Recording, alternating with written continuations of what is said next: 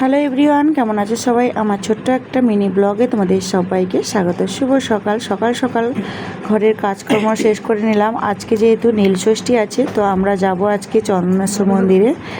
আজকে যেহেতু নীলষষ্ঠী, তো তাই যাব বলে সকাল সকাল কাজকর্ম শেষ করে নিয়েছি। এদিকে বাগানে চলে এলাম, এসেই দেখি দুটো বটবটি একসাথে পেকে যাচ্ছে, তো সেটা তুলে আনলাম। আর এদিকে যেহেতু নীলষষ্ঠী আছে, সবাই কিন্তু গ্লাস হাতে নিয়ে চলে এসছে আমাদের বাড়িতে। আমাদের বাড়িতে যেহেতু গরু আছে, তাই দুধ নিয়ে বাবার মাথায় জল ঢালবে, দুধ ডাব এইগুলোই দেওয়া হয়, এরকমই নিয়ম আছে আমাদের এদিকে।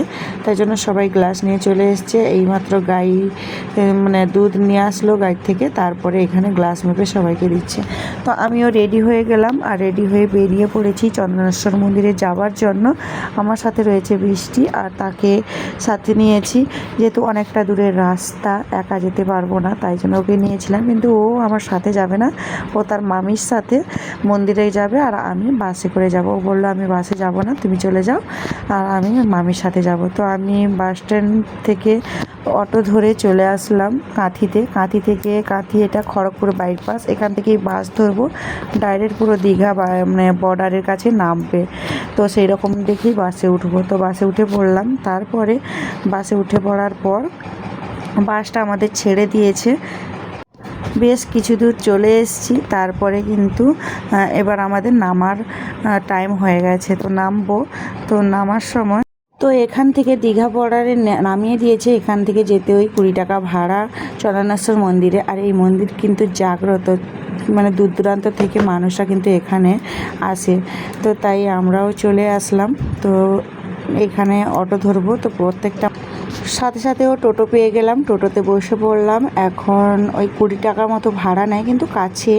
তো যাই হোক, এই মন্দির খুবই জাগ্রত, বাবার টানে আমরা দূর দূরান্ত থেকে সবাই কিন্তু এই মন্দিরে আসে। তো আমিও ভাবতে পারিনি যে এখন এই সময় আমি আসতে পারবো। তো যাই হোক, আর প্রচুর কিন্তু রাস্তায় ভিড়ও আছে। আর আজকে ওই যে দেখো, সবাই কিন্তু ভক্তা দিচ্ছে। আজকেও 3 অরকে অনেকেই ভক্তা দিতে যাচ্ছে। তো যাই হোক, এখন আমরা পৌঁছে গেছি একদম কাছাকাছি। তো এখন পুরো একদম গেটের সামনে চলে এসেছি। এখন যাব মন্দিরের ভেতরে। তো যাই হোক, আজকের মতো ভিডিওটা তাহলে এই পর্যন্ত। সবাই খুব ভালো থেকো, সুস্থ থেকো। দেখা হচ্ছে খুব শিগগিরই নতুন একটি ব্লগে। আর আকাশ আর নীল আগে থেকে এসেছিলো, তো তাই ওদেরকে খুঁজে পাচ্ছিলাম না। ওরা আগে থেকে ফোন করে দিয়েছিলাম যে বলছে আমরা আছি এখানে, তো তোমরা চলে আসো। তো যাই হোক, ভিডিওটা তোমাদের কেমন লাগলো অবশ্যই কমেন্ট করে জানাবে। ভালো লাগলে লাইক শেয়ার কমেন্ট করবে। টাটা, দেখা হচ্ছে নেক্সট ভিডিওতে। সবাই খুব ভালো থেকো, সুস্থ থেকো, সাবধানে থেকো।